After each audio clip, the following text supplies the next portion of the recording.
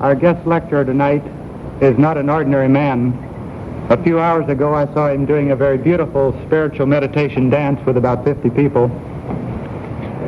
Alan Watts is a prolific writer whose works are both incisive and delightful to read. Through the years, he has moved through many different professions, having served as a minister, professor, a research associate, editor, and probably many other things that I don't know about. As most of you know, his writings relate to many different fields, but he's perhaps best known for having taken the profound spiritual wisdom of the East and, after having probed and experienced it himself, made it available to us of the Western heritage.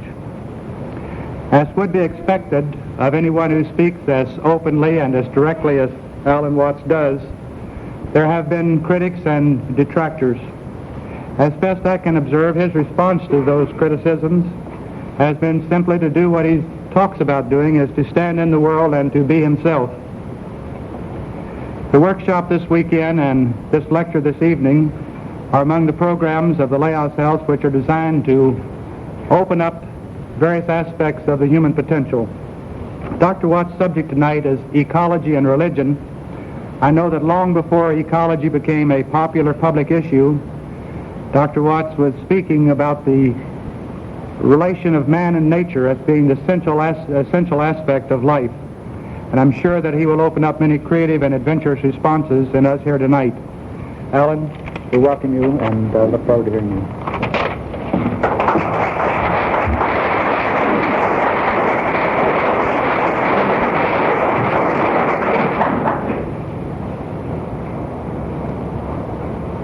I suppose most people now know what ecology is, but just in case there are some people in the audience who don't, I should explain that ecology is that branch of science which deals with the relationship between organisms and their environments. The word is, of course, Greek, ekos, meaning the house or the household, loios, meaning the rationale of it, as in economics, which is a similar word. Ecology arose in Western science for this simple reason, that when you try to describe completely the behavior of any living organism, you find that you cannot describe the organism without at the same time describing its environment. And that led to a very interesting thought, that the idea of a separate organism is false.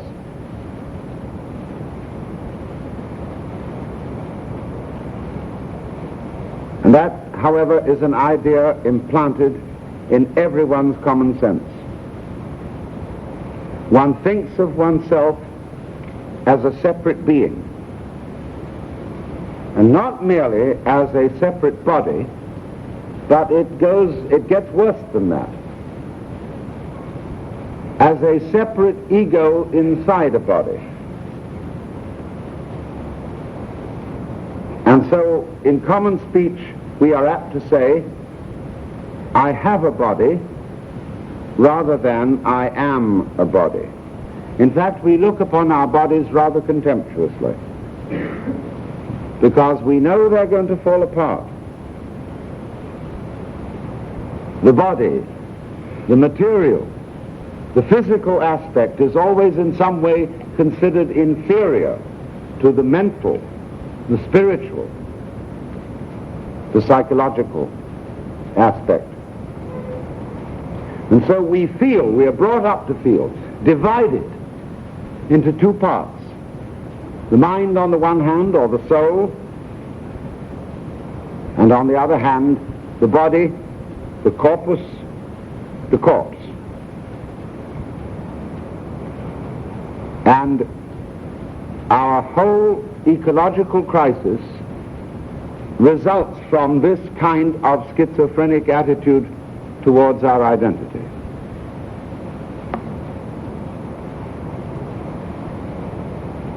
Now, what is the ecological crisis? It is this. We'll just add it up by title. The human world is dangerously overpopulated. And this overpopulation is the result, to some considerable degree, of our progress in medical sciences.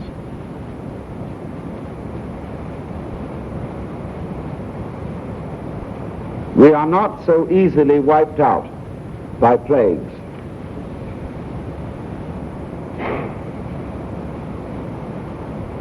At the same time,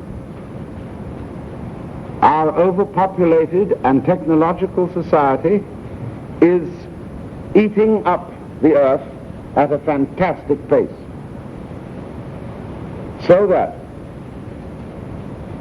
people who study, scientists who study food problems, predict that by the year 1975 there will be a worldwide famine unless we can increase the production of food by 25%. It will be possible, but quite difficult, to increase the food production by 2%. We are at the same time fouling our own nest. We are polluting the atmosphere, and we are polluting the water. And water, incidentally, is the element necessary for life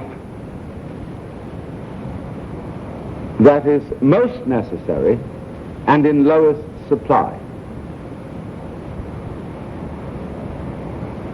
We are tearing the forests off our hills for building purposes, and even more so for making paper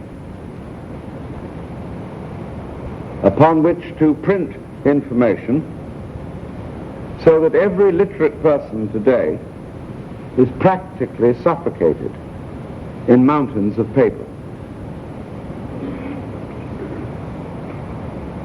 And think also of your supermarket, the paper bags in which you carry out your groceries instead of following the old-fashioned custom of taking a market basket to the store. Paper wrapping everywhere, all of it destroyed trees. And it isn't as simple as that. For every pound of paper, and compare a pound of plastic, it seems that plastic might be the solution.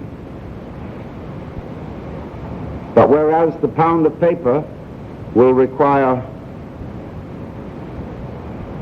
say, 5 gallons of water to manufacture it, the pound of plastic will require 30. And that water is all discarded. Let's go on.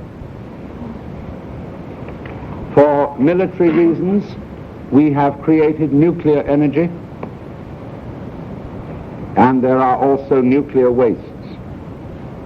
And these wastes have to be disposed of, not to mention the existence of nuclear warheads, which of course could destroy all life on this planet at any time. But what to do with the wastes? They are being put in enormous underground and sometimes underwater concrete vats. And these vats will wear out before the substances they contain cease to be radioactive. The problem with the nuclear weapons is not how to avoid their use in war, but how to get them off the planet. Then we will go on to consider the various chemicals that have been prepared for biological and chemical warfare. And again, the problem is how to get rid of them, not how to avoid using them.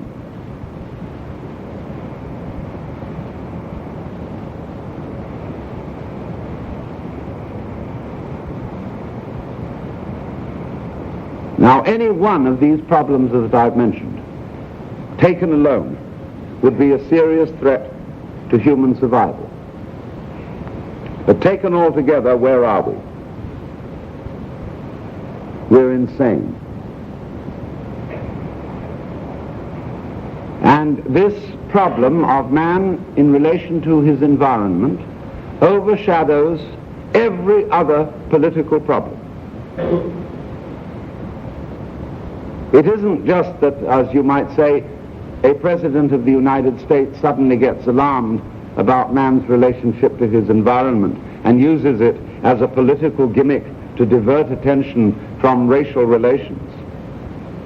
It isn't like that. It's like when Tweedledum and Tweedledee agreed to have a battle. Just by then flew a monstrous crow as black as a tar barrel, which frightened both those heroes so they quite forgot their quarrel. That's what's happening. In other words, all the traditional political problems, as to whether you're a Republican or a Democrat, a right-winger or a left-winger, a capitalist or a communist, a pale pink person or a dark brown person, are absolutely obsolete, because it is highly possible that the human race will not survive beyond the year 2000. So wake up if survival is important. Maybe it isn't. Maybe all stars were originally planets, whereon there developed intelligent life which discovered the nucleus and its secrets and just blew itself up. Maybe that's how things go. It's like saying a chicken is one egg's way of becoming other eggs.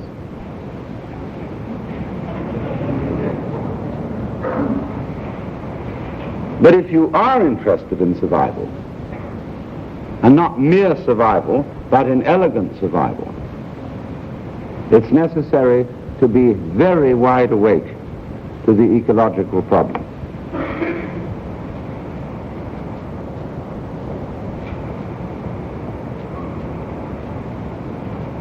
There is a historian of science by the name of Lynn White, who's a professor of history at UCLA. And he said recently, the roots of our ecological crisis are religious. And therefore the solution must also be religious, even if not called by that name. And I would like to go first into the reasons why the roots of this crisis are religious. Technology as we know it has emerged out of a certain philosophy of life. And the foundation of that philosophy is a distinction between symbols on the one hand and reality on the other. You might say words and events, map and territory, money and wealth. Now, isn't it obvious that a word is not what it represents?